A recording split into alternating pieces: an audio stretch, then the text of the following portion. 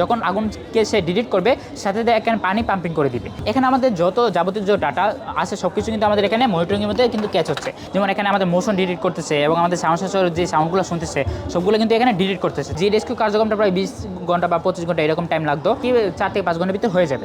আমি হচ্ছে কাজী মোহাম্মদ আলামিন, ঢাকা কমার্স কলেজ থেকে ইন্টারমিডিয়েট সেকেন্ড ইয়ার। আমাদের রোবটটার নাম হচ্ছে রোবট মাল্টি এবং আমার হচ্ছে টিম রোবোটনিক্স। আমাদের রোবটটা হচ্ছে মূলত একটা রেস্কিউ রোবট।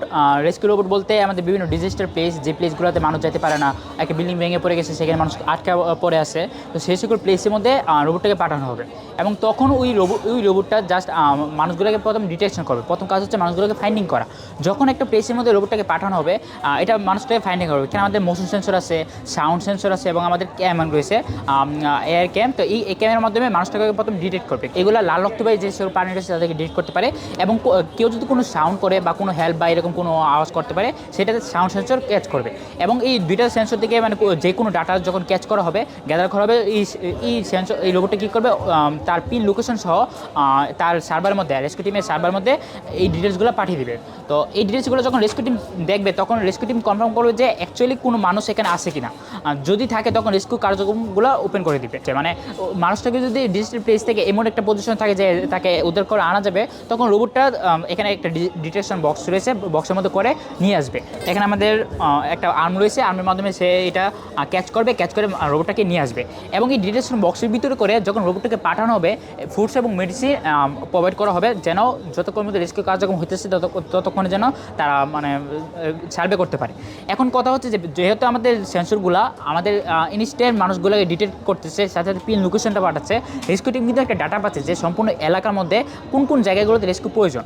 তখন তারা কী করবে, জাস্ট ওই জায়গাগুলোতে রেস্কিউ কার্যক্রমটা করবে, যার মাধ্যমে কী হবে আমাদের যে রেস্কিউ টাইমটা অনেক কমে আসবে।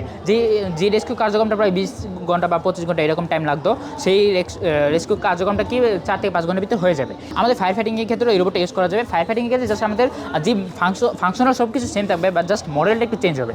কারণ ফায়ার ফাইটিংয়ের ক্ষেত্রে আমাদের সেন্সরগুলো একটা প্রোটেকশন দেওয়া হয় এবং আমাদের যে উইল বা বডি, এটা একটা ম্যাটার বডি দিতে হবে এবং দেওয়ার মাধ্যমে তখন আমাদের বাকি ফাংশন সব কিছু সেম থাকবে, সিমিলার। এবং তার পাশাপাশি এখানে আরেকটা জিনিস অ্যাড হবে, এটা হচ্ছে আমাদের ফায়ার এক্সিস্টিং। যখন আগুনকে সে ডিটেক্ট করবে সাথে সাথে এখানে পানি পাম্পিং করে দিবে এবং পানি পাম্পিংটা জাস্ট তার ওয়েতে করবে। এইরকম না যে সম্পূর্ণ পানি পাম্পিং আগুনকে নিভাবার জন্য সে যাচ্ছে, কারণ তার একটা পানির একটা লিমিটেশন থাকে।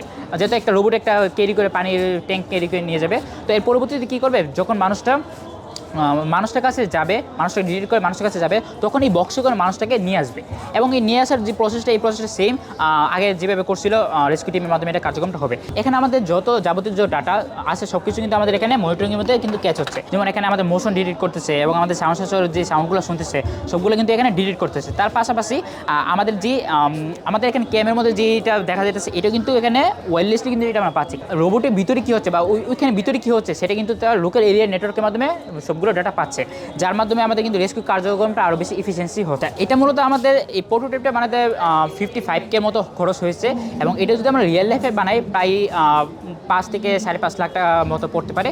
এবং আমাদের বাংলাদেশের সিচুয়েশন যদি বলি, বিভিন্ন জায়গা আছে আমাদের রোবটটা এরকম কোনো মানে সিচুয়েশন নাই যেটা মানে ক্যারি করতে পারবে না। এবং ভূমিকম্প বা ভূমিধস বাংলাদেশ প্রতিনিয়ত হইতেছে, তো সেই সকল যদি এরকম কোনো একটা সিচুয়েশন হয় যেখানে একটা বিল্ডিং ভেঙে পড়ে গেছে, তো সেখানে কিন্তু রোবটটাকে পাঠানো যেতে পারে। যারা রেস্কিউ কার্যক্রমগুলো করে থাকে তাদের সাথে কোলাপ করে একটা যদি রিয়েল লাইফ যদি একটা মডেল বানানো যায়, তখন কিন্তু তাদের জন্য অনেকটা উপকার হবে। তাদের যে রেস্কিউ কার্যক্রমগুলো সেগুলো কিন্তু আরও এফিসিয়েন্সি হবে, আরও সময়টাকে কিন্তু আরও কমানো যাবে, যার মাধ্যমে তাদের হয়তো বা আরও বেশি উপকার হতে পারে। এখানে আমাদের ফুল ডিটেলস আছে, আমাদের একটা স্ক্যানার আছে, কিউআর কোডের মাধ্যমে চাইলে আমাদের সাথে যোগাযোগ করতে পারে। তার পাশাপাশি চাইলে এক্সট্রাভাবে যদি কিছু যোগাযোগ করতে চাই, আমাদের টিম রোবোটনিক্স লিখে যদি ফেসবুকে সার্চ দেয় তাহলে আমাদের পেজ আছে, পেজ পেয়ে যাবে।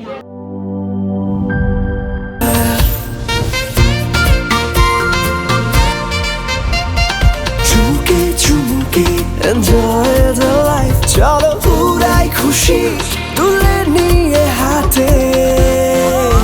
Cheer up, oh oh, cheer up, oh oh, cheer up, oh oh, cheer up. চিল হবে রিফ্রেশিং মুডে। চিয়ার আপ, চলো উড়াই খুশি।